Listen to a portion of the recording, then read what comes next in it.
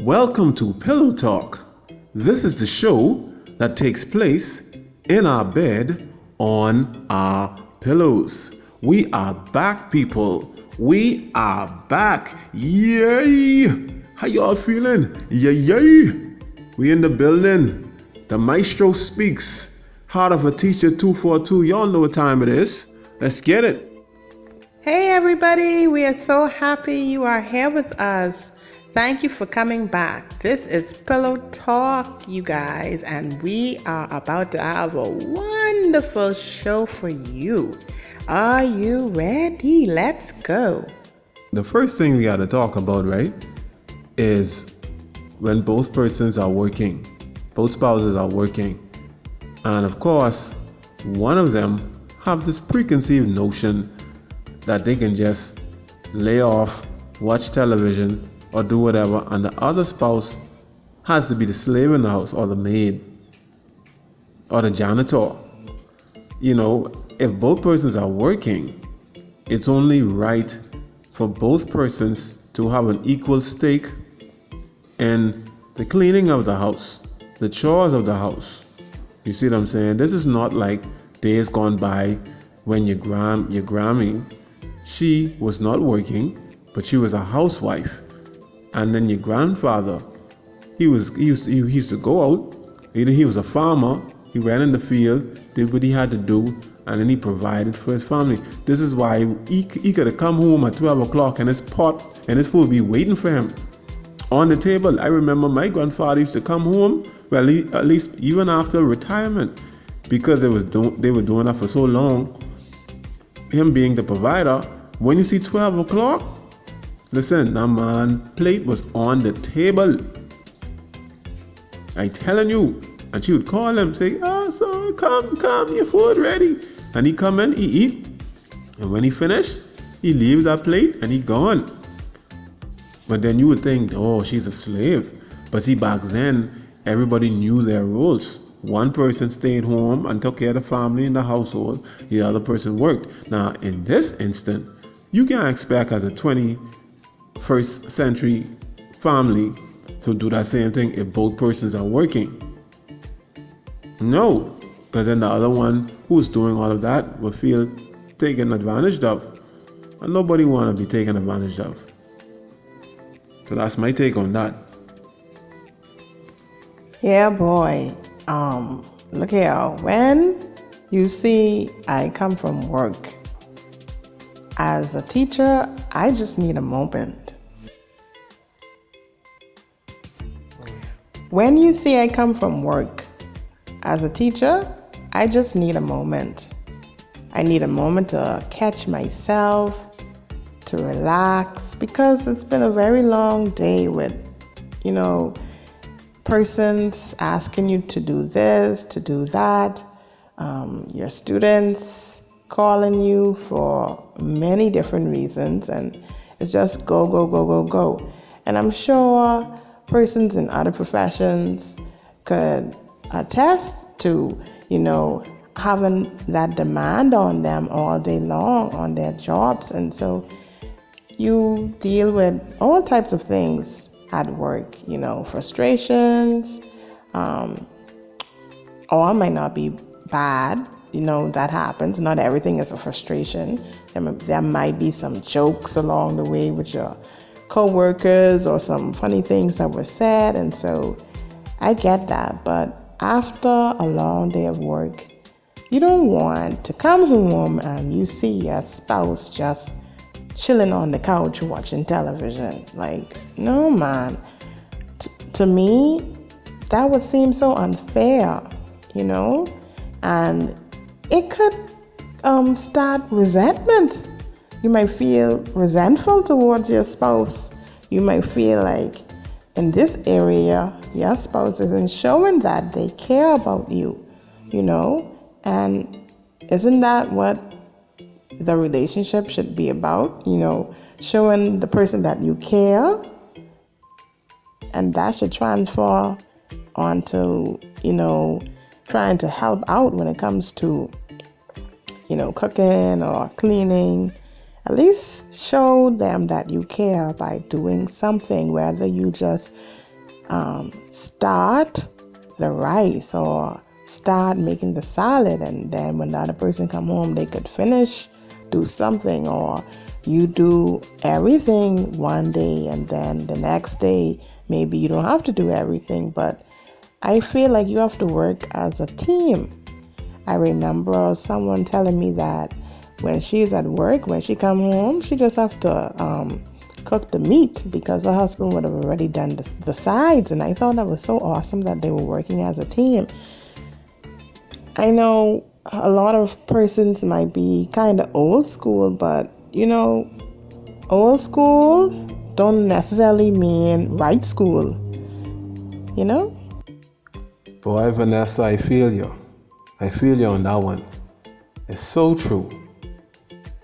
Yes, I want to talk about this time that an elderly gentleman told me something that kind of gave me an understanding of women. Now, women don't get mad, but I'm just saying this because it's like it brought something to light. He said, and it's an old gentleman, so seniority was speaking to juniorness, if that make any sense. He said to me, young men, women are like roller coasters. You must survive the ride. That's how he said it. And then he explained. He said, the ride of a roller coaster goes up, down, and it loops up and side down. You're gonna be upside down and round, but just stay on the ride, sonny. So when he told me to stay on the ride, I said, aha, that is the secret. See, the thing is, and that's just relationships in general. You're gonna have ups, downs. You're gonna be upside down at times. The thing is, you must hold on and be strapped in. Now, you strap yourself in by the word of God. You strap yourself in with good counsel. You strap yourself in with positive thinking. That is what will cause your marriage to survive. Marriage is not for selfish people. Okay? Marriage is not for selfish people. So fellas, if you notice that the whole situation, the up and the down and the upside down, or see, a woman is emotional. So you want to do things to keep her happy. Keep the woman happy, brothers. That is the key to your sanity. Keeping the woman happy. Because a woman want to be happy.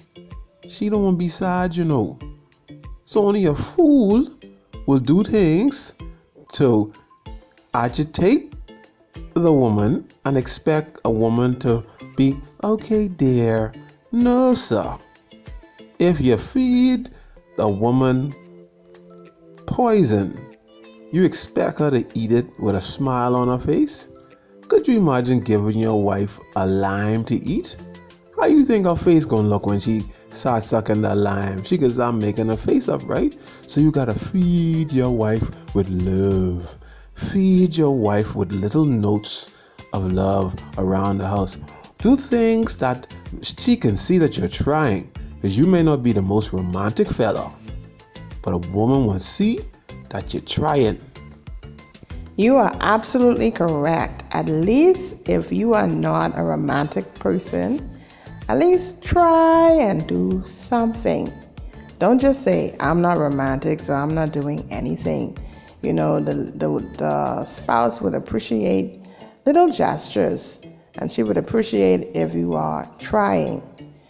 Now, let's talk about arguments and dealing with arguments in the relationship. For me, when we first got married, I would go into silent mode if I was upset about something. I would retreat, basically. I would go into my area and I would not want to have any dealings with him because I was mad. So I want him talking to me. Don't talk to me. I'm mad. But, he would eventually come to me and say, hey, what were you upset? Hey, what's going on? Why are you upset? and that would start the conversation, and we would be able to, deal with the issue. Now, as time progressed, I started to change a bit because earlier on I would stay mad for a very long time. But as the time passed, I would, not stay mad long. But something used to bother me in that I started to notice that he wouldn't really ask me what's wrong right away like I used to. And so I'm thinking, hey, this man isn't showing that he's concerned about my feelings because he ain't even checking for me. But his thought process was, oh, I'm going to let her be, in a corner there and just let her settle down. I'm not coming to her. I'm just going to wait until she gets over it, and then I guess we'll be able to talk. And that started bothering me because I'm thinking, hey, when we got married, at first you used to come and say, hey, what's wrong? Are you mad? But then now it changed to, oh, I'm not fooling with her. I'm going to just let her settle down, let her, calm down over there, and when she's ready, she'll talk to me. But in my mind, I was thinking something different. And so eventually, I said, if you see me upset, just ask me, hey, what's wrong? And that'll, jumpstart the process. She's talking about jumpstarting the process, right? Now, one of the ways to jumpstart the process in trying to make the spouse feel better, or to get a level of understanding where you two can have some dialogue to solve the problem, is you have to know your spouse. And I was very, very fortunate to have gone to college. Even though I only have an associate's degree in the subject of psychology, I was able to study. One of the areas that I studied in psychology is personality traits. And I was able to understand that my wife has what you would call a phlegmatic personality. And the phlegmatic person, they want to avoid conflict. Like, you have some persons, they will come at you head on like a bull and just charge at you and take you out. No, not my wife. My wife go in the opposite direction, full force. So that's so I used to always wonder, why is this woman retreating? I couldn't get it. I couldn't for the life of me understand why is this woman retreating all of the time. You know those movies when the person say retreat, they have a battle in the valley somewhere, and they're getting beat up or whatever, or destroyed, cut up and annihilated by the enemy. They'll be like, retreat, and they'll break off running. That's what the wife would do. She would retreat all the time we have a disagreement.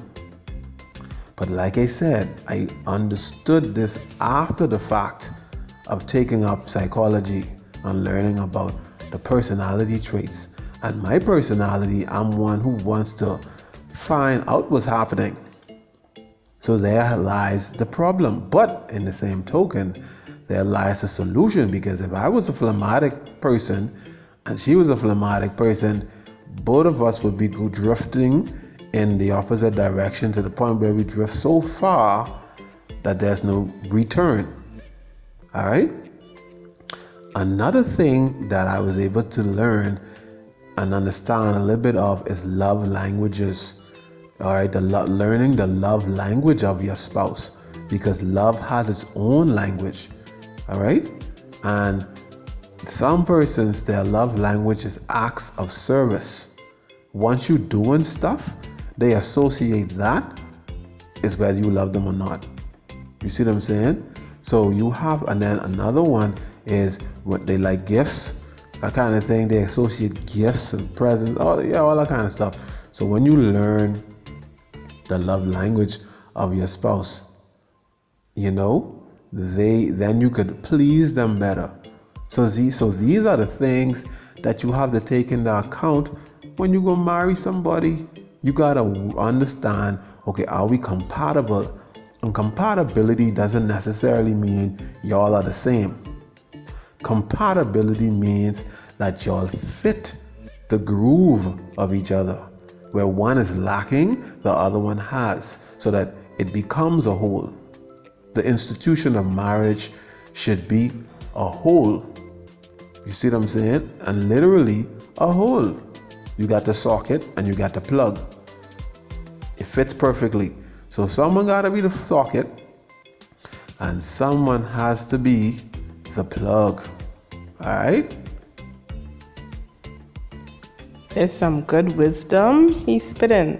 Y'all pause and, well, no, don't pause now because you want to listen to us. But when you are finished listening, grab a book and a pencil and write that down, man. That is some good stuff. Because I truly believe that, one, you have to know the type of personality the spouse or the significant other is, for those who might have a boyfriend or a girlfriend. You want to know their personality. You want to know your personality too, because if you don't know yourself, Lord help, that's a whole nother show. But know the personality, and then also know the love language. I mean, for me, I like to do nice things for people, and so when I did my personality test, I like when people do nice things for me because I'm a thoughtful person, and so I really love those types of persons who are thoughtful, who are, kind and do small gestures without even being asked, because that's my type of personality. And so tapping into the love language of the person, tapping into the personality is so important. I just wanted to talk about someone who gave a suggestion, which I thought was so awesome. She even sent me a photo of how her husband does such a great job of keeping their marriage alive, keep the fire burning, keep the romance going. And it was a photo of a note that he had written, and he had posted it by the fridge, and I thought it was so awesome. So he does notes all around the house, and she's able to find it, and I think it is really cool that he does that to keep the sparks burning. I love that idea. Even with us, sometimes we would write things through WhatsApp and tell jokes to each other, even if we're in the same house. He might be in the kitchen, I might be in the bedroom, and just doing little things. I remember, guys, we were the king and queens of going to the hotel and staying a night or 2 nights, and it would be so rejuvenating, to be in a different environment. And not that we were celebrating anything, we would just do it, So doing little things, big things, to just keep it going. So we really appreciate everyone who sent in suggestions, and guess what? Don't worry, we will be sharing some more suggestions that you sent into us, and comment down below what are some of the things you want us to talk about. We would love to hear from you. We really, really, really appreciate that you took the time to come and be with us to listen to everything we had to say.